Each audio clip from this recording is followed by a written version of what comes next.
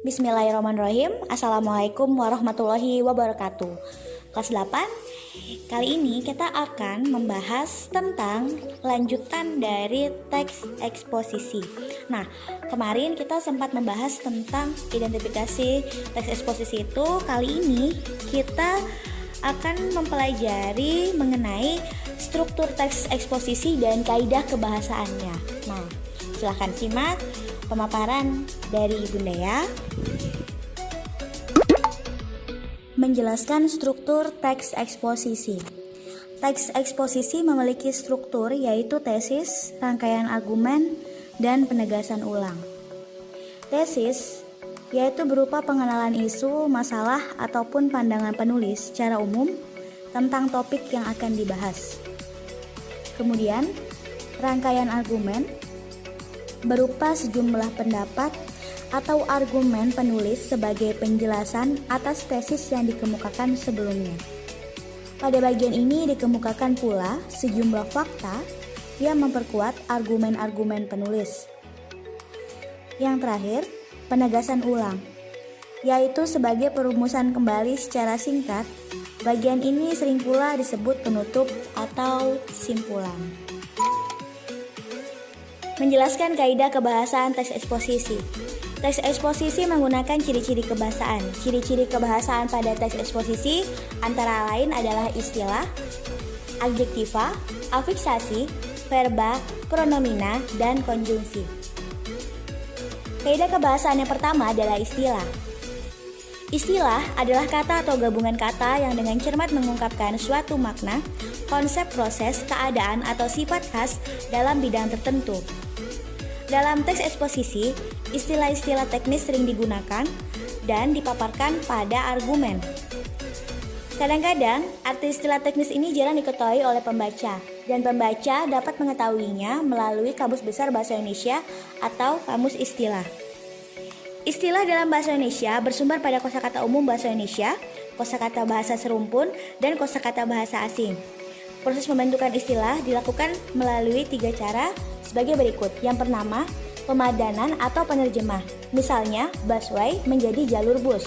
Yang kedua, penyerapan kosakata asing. Misalnya, kamera menjadi kamera. Dan yang ketiga, gabungan penerjemah dengan penyerapan. Misalnya, subdivision menjadi subbagian. Istilah baru dapat dibentuk dengan pemadanan melalui penerjemah atau penyerapan istilah asing. Contoh-contoh dari istilah seperti hayati yang artinya adalah berhubungan dengan hidup. Flora artinya keseluruhan kehidupan jenis tumbuhan-tumbuhan di suatu habitat, daerah atau strata geologi tertentu atau alam tumbuhan. Kemudian konservasi yang berarti perubahan dari satu bentuk ke bentuk yang lain. Dan yang terakhir adalah mitigasi yang artinya tindakan mengurangi dampak bencana. Yang kedua adalah adjektiva. Adjektiva atau kata sifat adalah kata yang menerangkan nomina, kata benda, dan secara umum dapat bergabung dengan kata lebih dan sangat. Banyak adjektiva dipakai dalam teks eksposisi. Berikut ini beberapa contoh adjektiva antara lain tinggi yang artinya jauh jaraknya dari posisi sebelah bawah. Kemudian rusak yang artinya sudah tidak sempurna. Kemudian bersih yang artinya bebas dari kotoran atau tidak tercemar. Ciri kebahasaan yang ketiga yaitu afiksasi. Afiksasi atau penyimbuhan adalah proses pembentukan kata dengan cara pemberian imbuhan baik berupa awalan atau prefiks, sisifan, infiks, akhiran, sufiks, dan afiks gabungan maupun konfiks pada data dasar. Afiksasi memiliki beberapa jenis. Yang pertama adalah prefiks, adalah imbuhan yang diletakkan pada di depan kalimat. Contohnya adalah ber, men, se, per, pe, dan ter. Infiks adalah imbuhan yang diletakkan di dalam kata dasar atau di tengah-tengah. Contohnya ada em, dan in. Yang ketiga adalah sufiks atau akhiran, adalah imbuhan yang diletakkan di belakang bentuk dasar. Contohnya ada an, kan, dan i. Yang terakhir adalah konfiks, gabungan dari imbuhan, yaitu di depan dan di belakang. Contohnya ada kean, penan, beran, dan beran.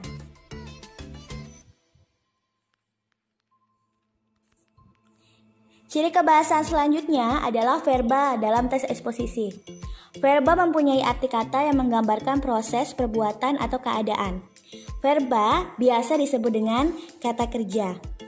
Verba turunan merupakan verba yang telah mengalami perubahan bentuk dasar karena telah mengalami proses morfologis yang biasanya bisa afiksasi, reduplikasi, maupun komposisi. Afiksasi tadi adalah imbuhan, kemudian reduplikasi adalah kata ulang. Verba dasar adalah verba yang masih dasar, belum ditambahi oleh afiksasi, reduplikasi, ataupun komposisi. Nah, kemudian contoh verba turunan itu adalah seperti meminta, membaca, meminum, dan mengambil. Verba memiliki ciri-ciri yang membedakan dengan kata lain. Jadi, ciri-ciri dari verba adalah 1. Dalam kalimat, verba berfungsi sebagai predikat atau predikat inti. Kedua, verba mengandung makna dasar perbuatan, proses, atau perbuatan yang bukan sifat atau kualitas. Yang ketiga, verba khususnya yang bermakna keadaan tidak dapat diberi imbuhan ter yang bermakna paling.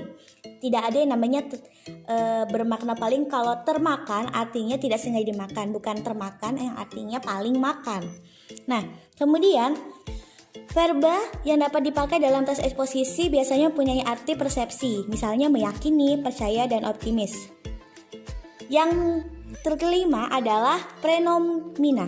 Prenomina atau kata ganti adalah jenis kata yang menggantikan nomina atau frasa nomina. Prenomina dapat diklasifikasikan atau dikelompokkan menjadi dua macam, yaitu prenomina persona dan prenomina non-persona. Berikut akan dijelaskan lebih lanjut mengenai prenomina persona dan pronomina non-persona. Silahkan disimak. Yang pertama, prenomina persona.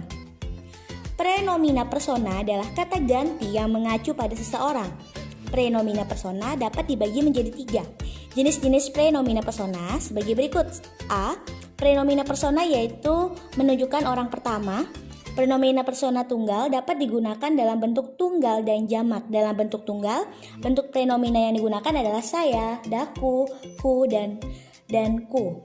Di sini ku ada 2, yaitu ku yang diletakkan di awal dan ku yang diletakkan di akhir kata. Dalam bentuk jamak, prenomina persona menunjuk orang pertama adalah kata kami dan kita. Yang kedua, prenomina persona yang menunjukkan orang kedua. Prenomina persona yang menunjukkan pada orang kedua dapat digunakan dalam bentuk tunggal dan jamak. Bentuk prenomina yang digunakan adalah engkau, kamu, anda, dikau, dan mu. Dalam bentuk jamak, bentuk pronomina yang digunakan adalah kalian, kamu sekalian, dan anda sekalian. Yang ketiga, prenomina persona yang menunjukkan orang ketiga. Prenomina persona yang menunjukkan orang ketiga dapat digunakan dalam bentuk tunggal dan jamak. Contoh bentuk prenomina yang digunakan adalah ia, dia, beliau, dan nya. Dalam bentuk jamak, bentuk prenomina yang digunakan adalah mereka dan nya. Nah, selanjutnya, biasanya dalam teks eksposisi, penulis harus berhati-hati menggunakan prenomina atau kata ganti seperti saya dan kita. Sebenarnya, penulis dapat menggunakan prenomina kita atau saya dalam teks ilmiah. Akan tetapi, penulis tidak boleh meletakkan prenomina itu di sembarang tempat. Kedua, prenomina penunjuk. Prenomina penunjuk adalah prenomina yang dipakai untuk menunjukkan sesuatu. Prenomina penunjuk dapat dibedakan menjadi 3, yaitu prenomina penunjuk umum, prenomina penunjuk tempat, dan prenomina penunjuk ihwal. Nah, penunjuk umum menggunakan kata ganti ini atau itu. Nah, penunjuk tempat digunakan letak suatu tempat. Contohnya menjadi sini, situ, atau sana. Penunjuk penunjuk ihwal digunakan untuk mengacu suatu kejadian. Prenomina penunjuk ihwal menggunakan kata ganti begini, begitu, atau demikian. Prenomina yang terakhir adalah prenomina penanya. Prenomina penanya adalah prenomina yang digunakan sebagai penanda pertanyaan. Prenomina penanya digunakan untuk menanyakan orang, benda, barang, pilihan, sebab, waktu, tempat, cara, dan jumlah. Berikut pemaparannya. Yang pertama, prenomina untuk menanyakan orang. Prenomina untuk menanyakan orang menggunakan kata tanya siapa. Kemudian menanyakan barang menggunakan kata apa. Menanyakan pilihan menggunakan kata mana. Prenomina untuk menanyakan sebab menggunakan kata mengapa. Prenomina untuk menanyakan waktu bisa menggunakan kata kapan atau apabila. atau bila mana. Fenomena untuk menanyakan tempat bisa menggunakan di mana, kemana, dari mana. Di sini adalah menunjukkan tempat menggunakan kata tanya ya. Kata tanya di mana digunakan untuk menanyakan suatu tempat, kata tanya kemana digunakan untuk menanyakan tempat tujuan, kata tanya dari mana digunakan untuk menanyakan asal tempat. Kemudian fenomena untuk menanyakan cara, fenomena yang digunakan untuk menanyakan cara menggunakan kata ganti bagaimana. Kemudian fenomena untuk menanyakan jumlah menggunakan kata ganti berapa. Fenomena untuk menanyakan urutan atau tingkat menggunakan kata ganti keberapa. Ciri kebahasaan untuk teks eksposisi yang paling terakhir adalah konjungsi dalam teks eksposisi. Konjungsi adalah kata yang digunakan untuk menghubungkan satu unsur dengan unsur lain. Konjungsi disebut juga kata penghubung. Dalam tataran kata, konjungsi termasuk kategori kata tugas. Nah, dalam tes eksposisi, konjungsi digunakan untuk memperkuat argumentasi, menata argumentasi dari yang paling kuat ke yang paling lemah atau sebaliknya, dan menciptakan struktur teks eksposisi yang bagus. Konjungsi yang digunakan dalam teks eksposisi adalah konjungsi antar kalimat, konjungsi koordinatif, konjungsi subordinatif, dan konjungsi korelatif. Di sini ada beberapa jenis konjungsi. Yang pertama adalah konjungsi antar kalimat, terdiri atas beberapa bagian seperti antar kalimat pertentangan, antar kalimat waktu, antar kalimat penambah, pembalik, keadaan, penguatan, keeksklusifan, konsekuensi, dan akibat. Untuk penjelasan dan contoh nanti akan diberikan PDF materi tentang jenis-jenis konjungsi.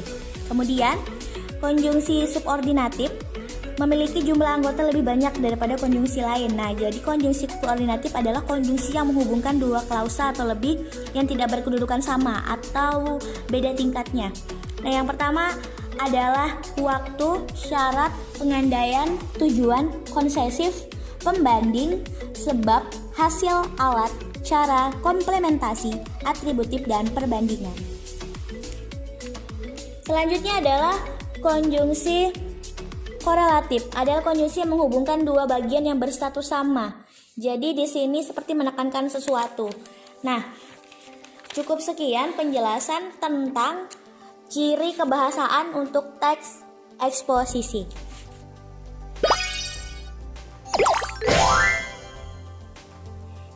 Alhamdulillahirrabbilalamin, akhirnya sudah selesai pemaparan tentang struktur teks eksposisi dan kaidah kebahasaan.